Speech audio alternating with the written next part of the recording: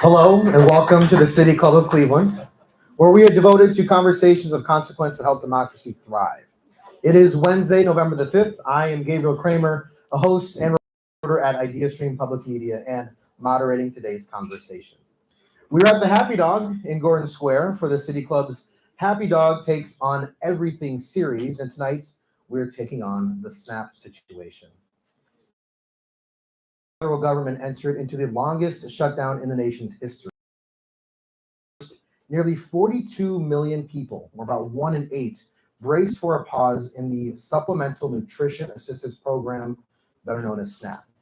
Here in Cuyahoga County, about 190,000 residents receive SNAP benefits. Some states have responded by introducing legislation to continue to fund SNAP at the state level, and federal courts have ruled to retain funding, yet questions and confusion still remain.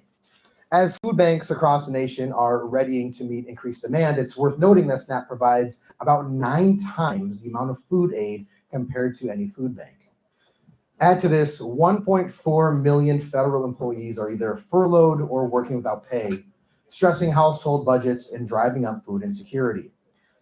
Regardless of whether the government reopens, changes to SNAP eligibility and work requirements have already taken effect on November 1st for some communities, including immigrants, families with teenage children, and more. It seems like there is a perfect storm of scenarios that is complicating the SNAP situation. How are area organizations managing increased demand? How can we support the region's wraparound services to become more resilient in the face of external pressures? Joining me on the Dog stage to discuss this and more, we have Annette Iwamoto, Director of the Cuyahoga Human Services Chamber at the Center for Community Solutions. Thank you.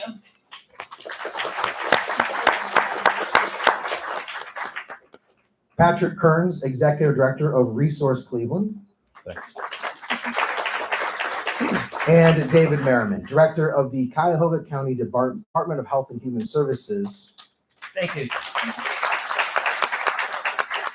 And a reminder to our live stream audience, if you have a question, you can send a text message to 330-541-5794, and City Club staff will try to work that into the program.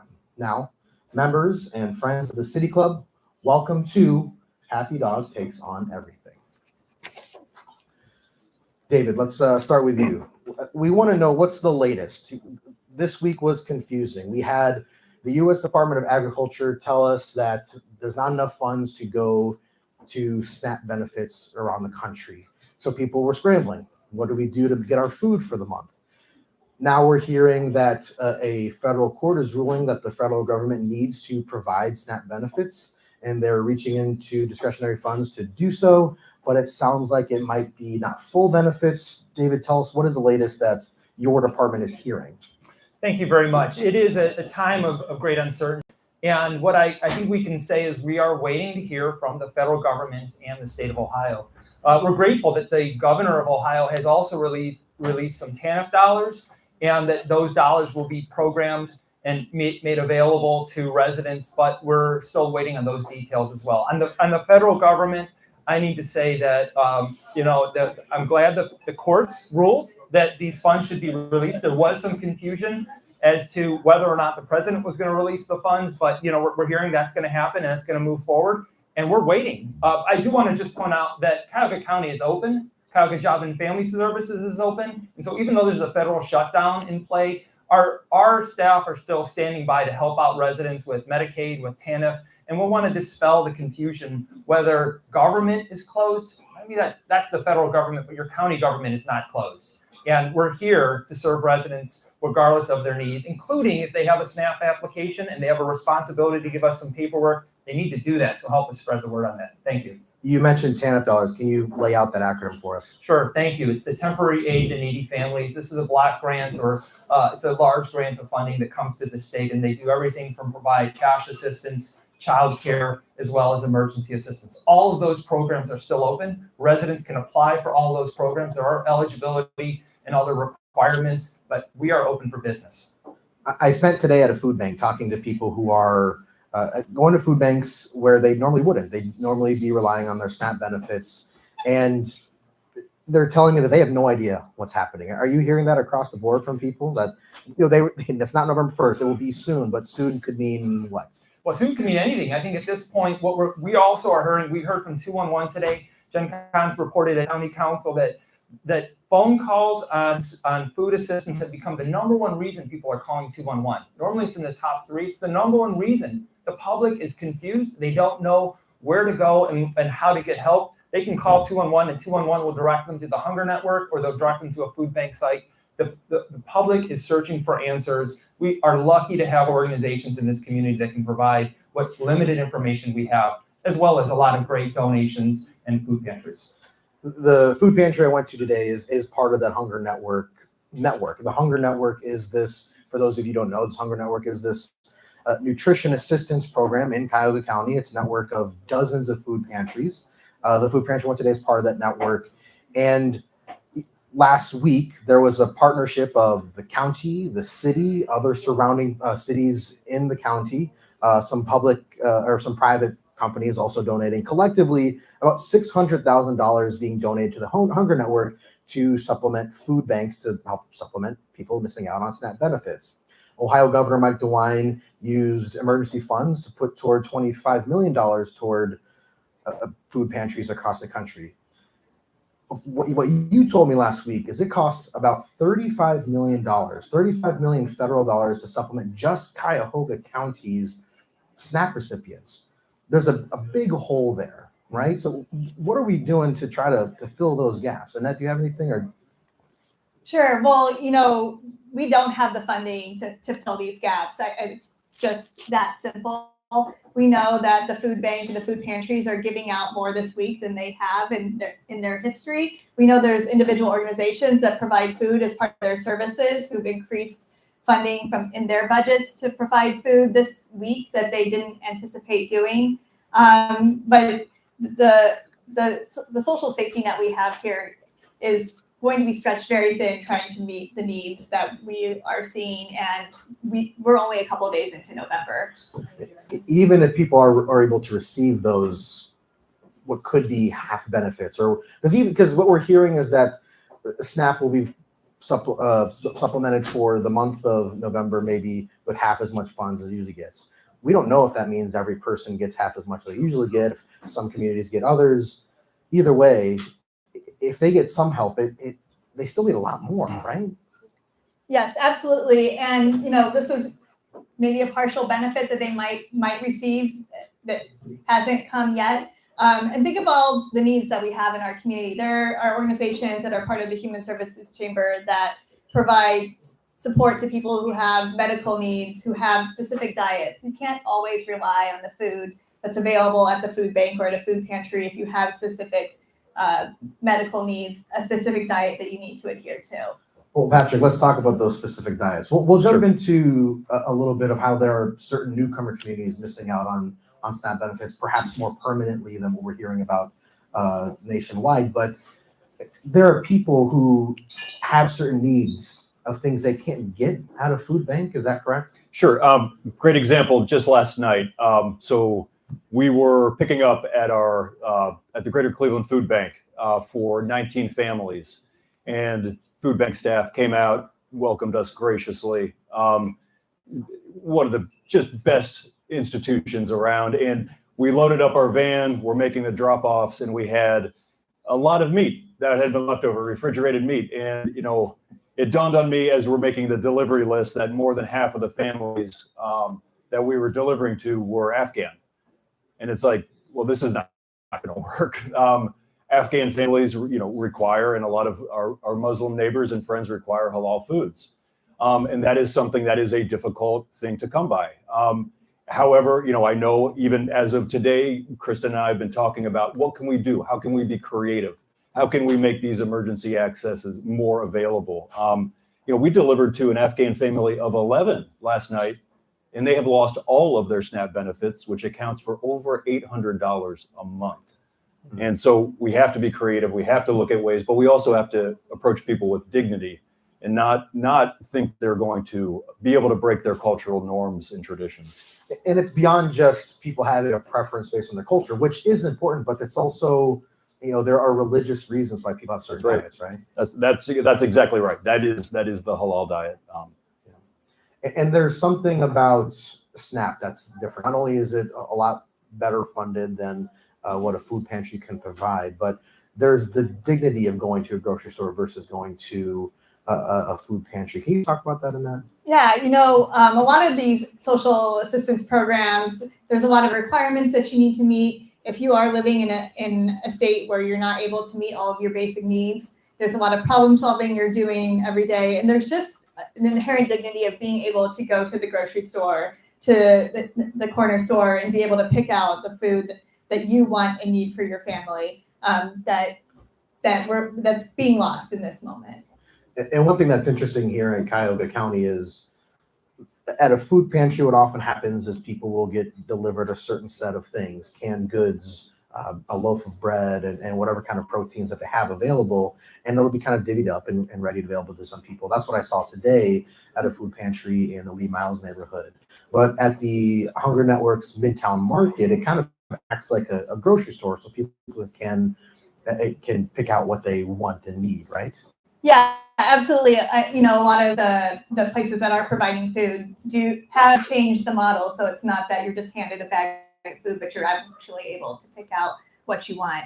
But and that's important, but it doesn't replace the option and availability that's at a grocery store. Right.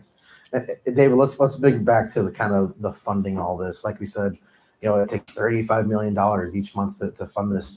I talked to people at the food pantry today who are saying, when it comes to the holidays, we've kind of said good riddance to it, and I'm already planning and just hoping to be together. What message do you have for families who are not sure where their next meal might come, who are not sure that on November 30th they'll have a meal, let alone Thanksgiving? I want to ask that they give 211 a call, simply because our community cares, and they give out so much food and resources that no one should feel that there's not someone there for them. I had a conversation with Kristen Rizzoka about the Community Resource Center, a lot like the Midtown Market, where they have a shopping experience that someone goes through. And I heard from them that they had their record-breaking 466 families, over 1,000 individuals showed up yesterday to shop at their Community Resource Center. I mean, that's amazing. That's 500 families shopped in our community at a food pantry. And I think those donations, that spirit of generosity, that's going to continue through the holidays. And I think families and individuals need to, one, give 211 a call, and two, keep an eye on their neighbors. I think we're entering a period where folks are going to be asked to be generous. Keep an eye on that person down the street who every now and then needs a little bit of help. Consider checking in next time you go to the store. Can you pick them up something?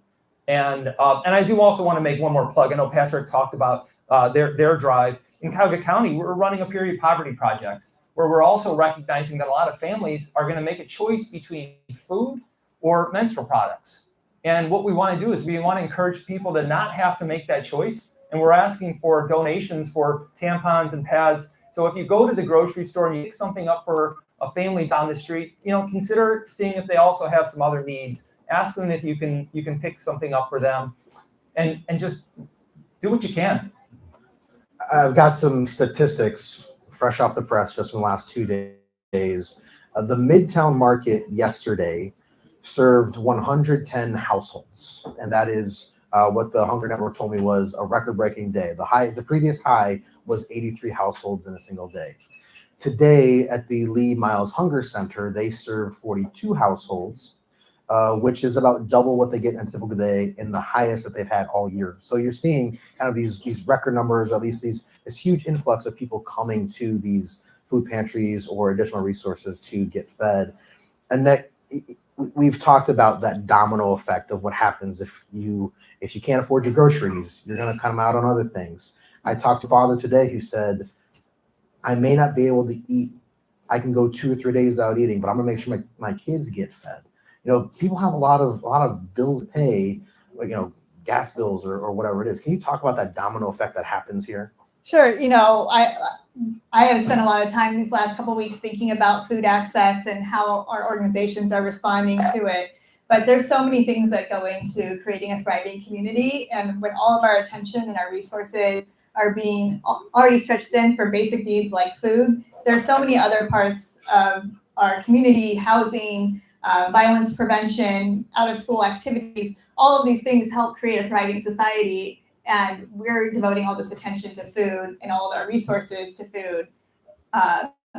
It's concerning for a lot of organizations for all the other basic needs and additional needs that they are meeting for our neighbors.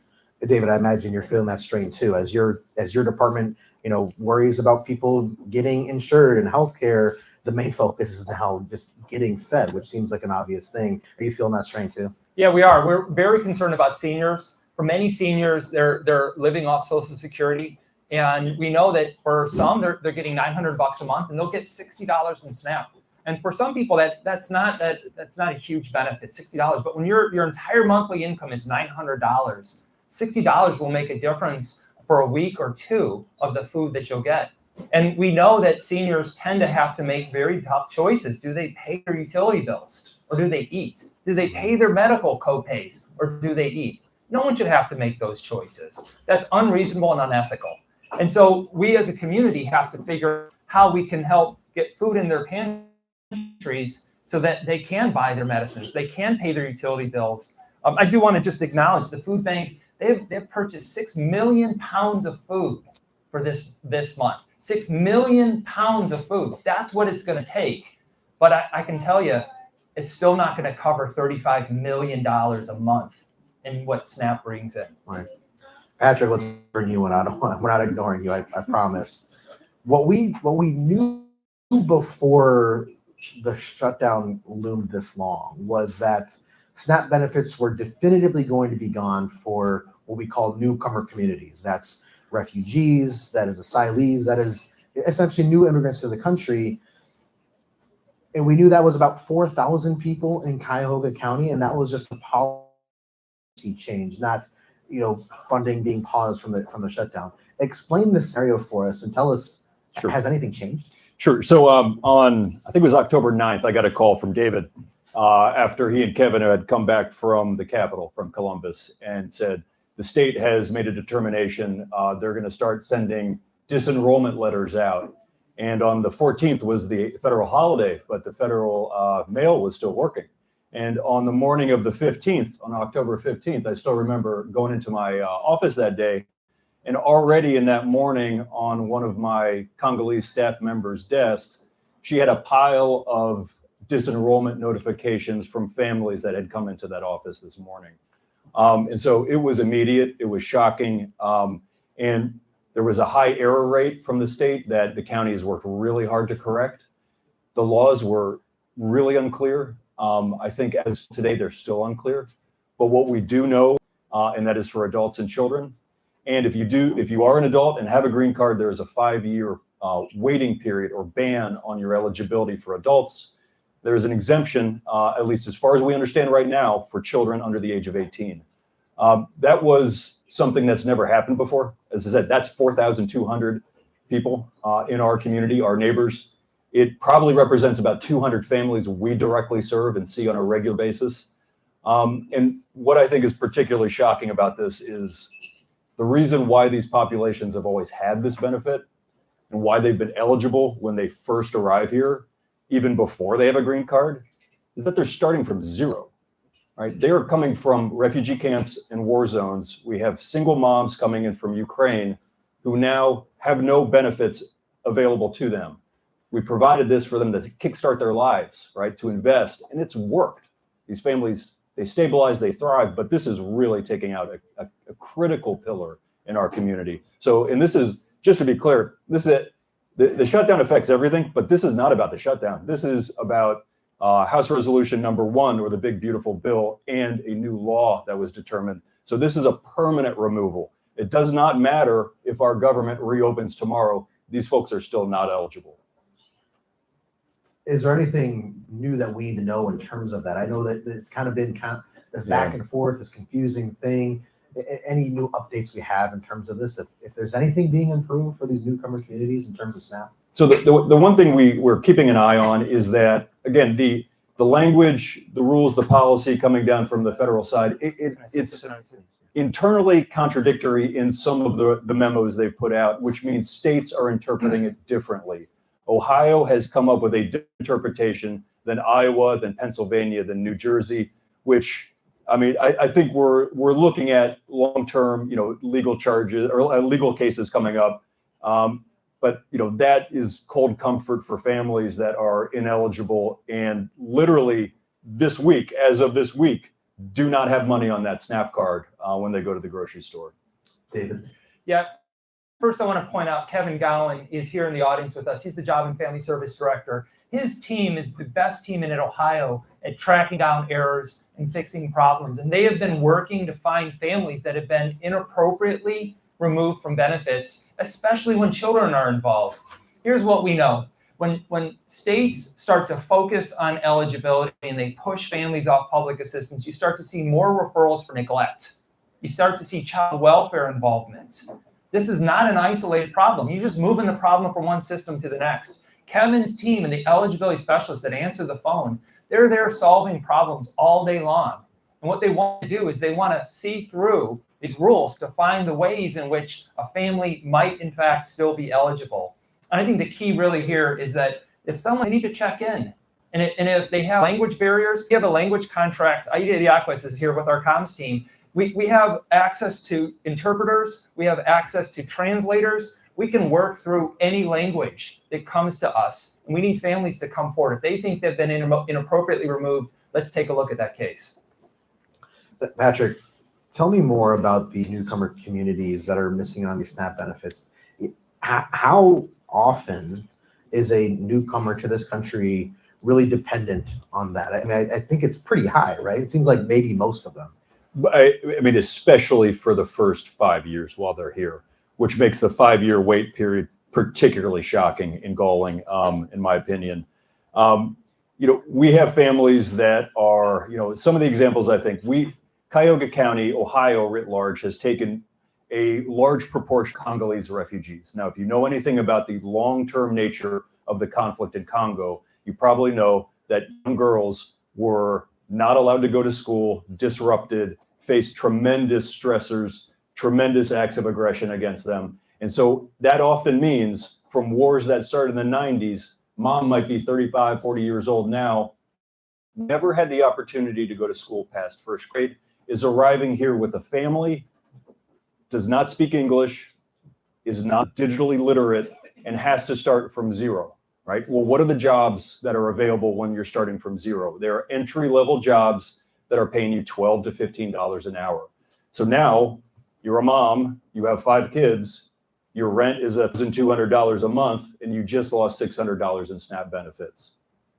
What are you going to do? I mean, what is the decision framework that you have to go through there? And that's really what we're seeing. This has been a promise that our government at a national level has made. We invite these families to come here. We promise them that they're given something to get started, and the promise is that they can attain for their children American dream.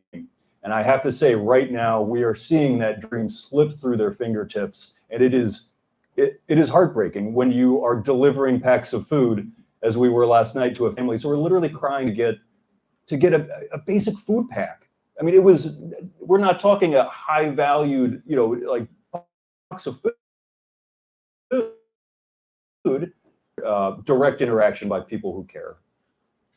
Immigrant communities are not all newcomers, some are more established. And I wonder if there's kind of that camaraderie where maybe the more established are aware and understanding of what's happening. Are you seeing this sort of, community gathering or community building to help each other out? Absolutely, at 100%. I mean, the mosques have been amazing in our community here and in Parma. They step up. They are distribution places.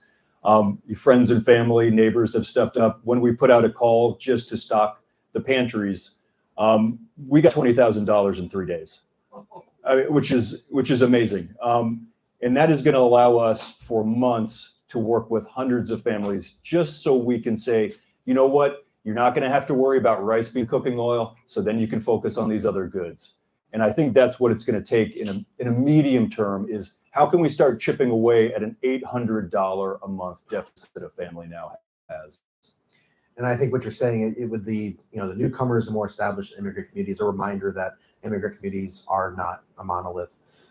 Annette, tell me this. We spoke the other day, and you said that all of this, the loss of SNAP benefits, it's kind of just one piece of a bigger picture where it feels like there's this constant strain on stability these days. Can you expand on that? Sure.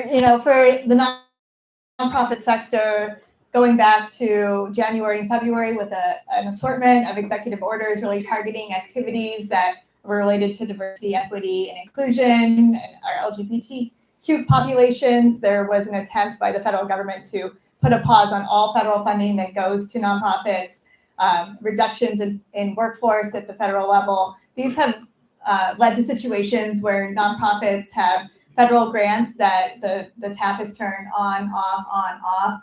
It's very hard to have long-term planning when it's not clear where the funding that's been guaranteed to you, whether it will be there. Then we went into this federal budget reconciliation where we knew some of the changes that we're feeling today were coming.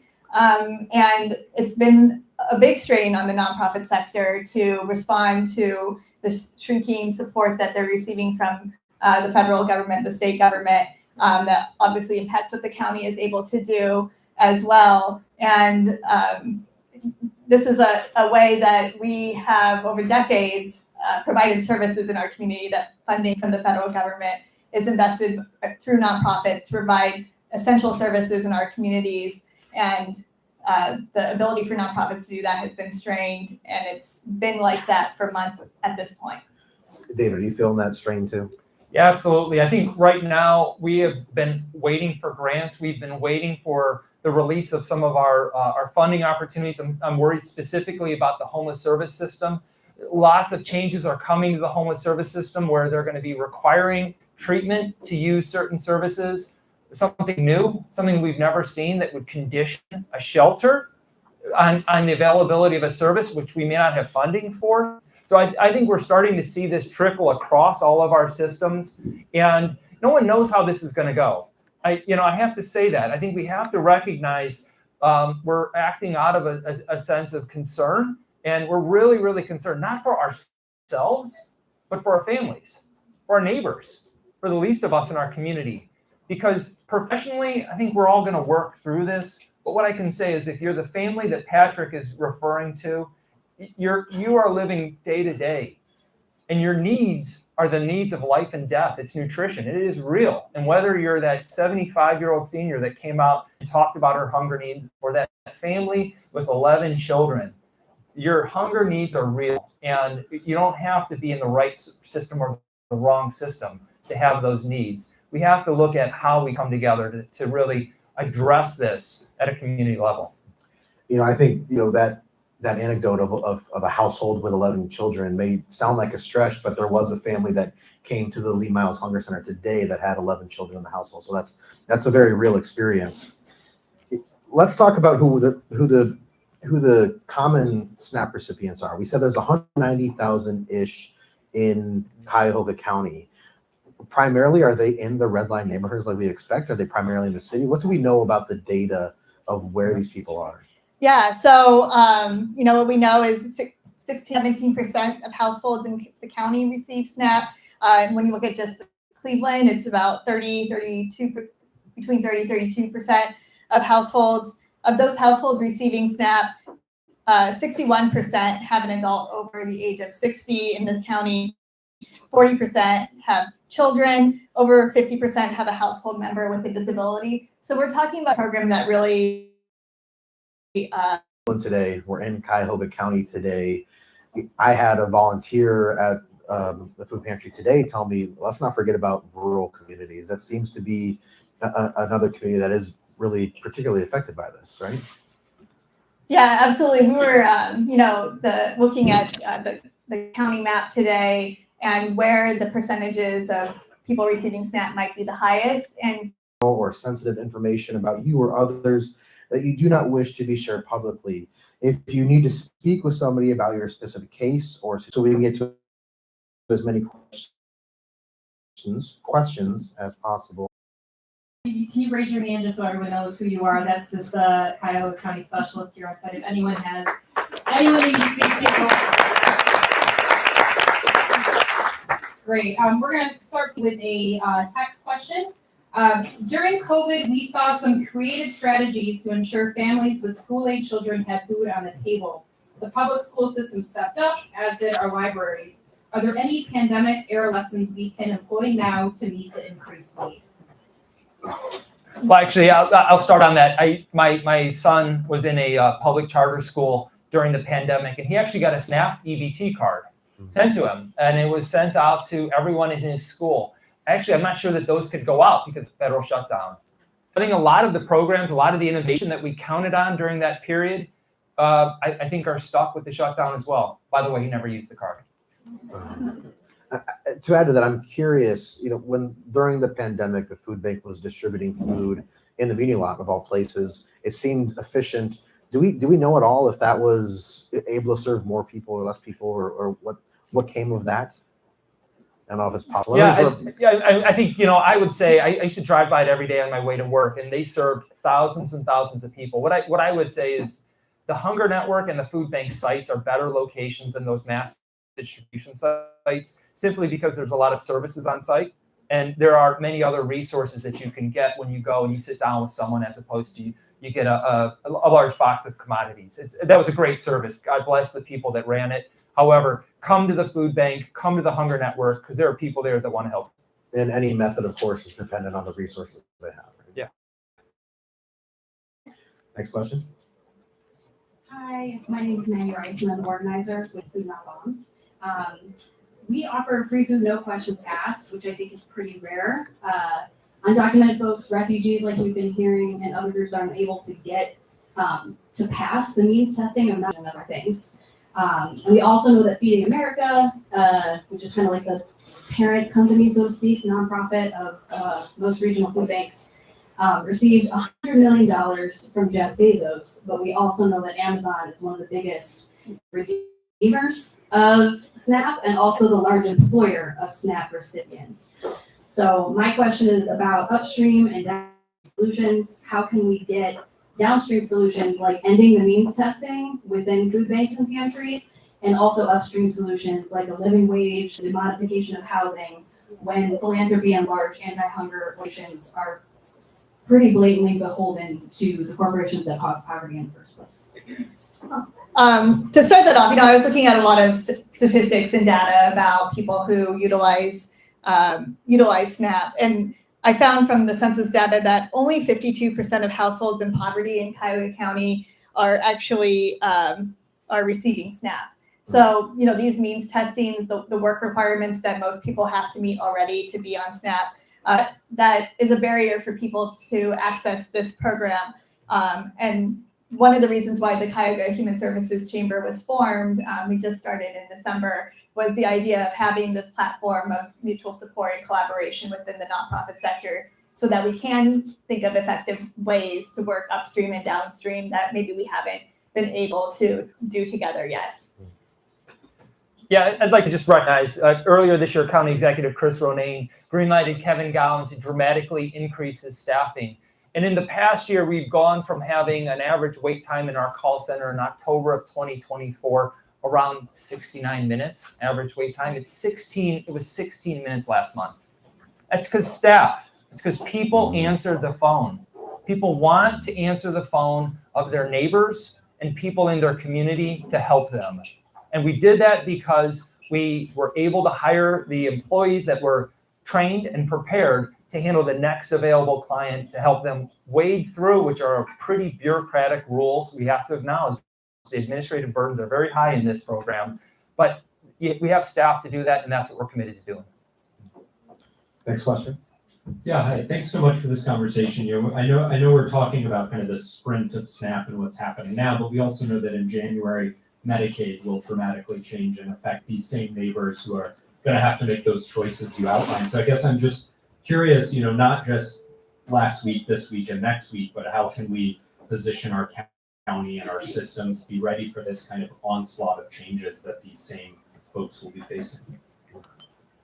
Well, a lot of the eligibility requirements that are coming right now for SNAP, as you referenced, will be there for Medicaid.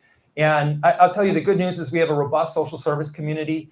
And I think those organizations are going to be, critical partners as we look for volunteer opportunities for residents, as we look for application assisters, navigators to help residents wade through these programs. And at the same time, I think a lot of families just need someone to talk to. Individuals need somebody to talk to just explain their situation to help them move forward. You're right to point out Medicaid is the big next step. And I'm glad that we're talking about this because everybody's concerned about the federal shutdown. And it is horrible when you think about 191,000 residents not getting their benefits. That's a really big deal. But the rest of House Resolution 1 changes are going to be layered in over the next 2 years. And it's going to roll out incrementally. 4,000 last month. The next couple months, it'll be 10,000 on SNAP, and then it'll be 20,000 on Medicaid. We need the public to keep this as a priority and to really, I think, hopefully force legislators to make better decisions. In October 26th, those same 4,200 folks that have been disenrolled will be disenrolled from Medicaid. And we can do a quick calculation and say most of those folks are on Medicaid. What would that look like? I think the cost of that will be far greater than trying to come up with solutions locally. I know there's conversations around revisiting what does a free clinic look like again? What does that model look like? Because if we don't figure something out, if we hit this point and we don't figure it out, where are people going to go? They're going to stay home or they're going to go into the emergency room. Is this Cuyahoga County? Is this America? Is that how this is going to go? It is really hard to get our head around right now just what that would look like and the consequences that would have. And I think the consequences are so dire and so severe that we have to not just talk about it, but we have to look at what models, quite frankly, not have only worked in the US, but what have worked overseas. Next question.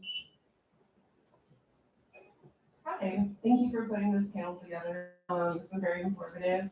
So what I've been hearing is, in addition to the primary resource shortages that we're facing, there's also an education portion and a communication portion. My question is, with so many people who aren't even aware of policy changes or what they have to do to make up the lost benefits, what kind of communication networks are out there that we can contribute to or refer people to, and what kind of strategies are being implemented that you're aware of? Yeah, with the Center for Community Solutions, we've put out a communications toolkit. It lives on a webpage that says what we know about SNAP right now because things are changing day to day. So we're trying to keep that as up to date as possible. But on that webpage and in that toolkit, there are templates for emails, for social media to communicate about what is happening. Nonprofits are trusted messengers in our community. A lot of times if someone is in need, they're going to a social worker, a caseworker, a staff member at a nonprofit who's helped them in the past, who's helping them now. And so we want to make sure they have the most up-to-date information. Right now, a lot of what we're suggesting is if you are enrolled in benefits, making sure that you are signed up for text messages from the county so that you're alerted right away if there's a change or documentation that's needed. If there's a request for documentation, that you respond to that so that we don't see any more lapses than we need to see in this community. Yeah, so I want to just two quick referrals. I think the first is back in February of 2024, County Executive Chris Ronayne opened up a welcome center, which was organized to help newcomers navigate the complex social service system. And so if you know someone who has a language barrier, I suggest they come over to the Welcome Center. It's on the corner of Memphis and Old Fulton, just up from the zoo. The other main network that I always direct folks to, besides 211, is the libraries. We have an amazing county library system between the Cleveland Library, the county library, and the independent libraries. The librarians are doing some of the most important navigation work that I think anyone does, and I think we have a real asset that I think is in almost every community, is open on the weekends, it's open later than a lot of nonprofits, and I encourage folks to use their libraries. Thank you. Next question. We're gonna move to a text question. There's actually a couple of these text questions that are kind of in the same vein, so I'm just gonna merge them together a little bit. Do we know how this nationwide pause on food items is going to impact the bottom line of farmers and grocers? They're now missing out on a ton of money that used to be spent in their stores or disrupted food supply chains to the stores. And then can you take a shot at calculating all of the related costs our society will incur because of these short-sighted decisions? No. However, I'll say this. I had a great conversation with Dan Saltzman from Dave's. Dan's an amazing guy. Dave's is an awesome community institution. He shared with me he has some stores. He didn't point out the locations where 30% of their revenue is tied to SNAP. And those are stores that are anchor institutions in communities that will otherwise be food deserts.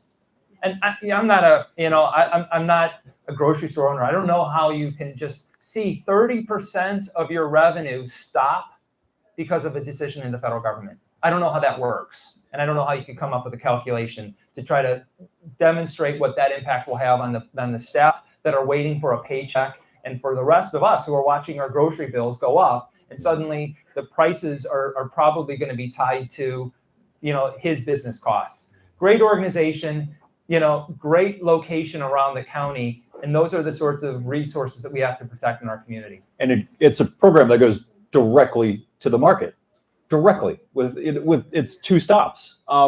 And Dave's is great, but it's also all of the local ethnically owned and run bodegas and small grocery stores that made that investment to get SNAP and to be able to run the cards and run the machines. We just opened a market on our farm and we got our SNAP authorization the day after the government shutdown. Let me tell you, it took 6 months as a retailer to go through that SNAP application and process. And it's an investment these small businesses have made, and it needs to be, it goes directly to these local businesses. Next question. All right, hi there, my name is Justin Streckel. There was exasperation about the state of federal government, so I'm going to ask a question that I'll request Mr. Merriman actually not answer because I don't want to put you in a weird spot.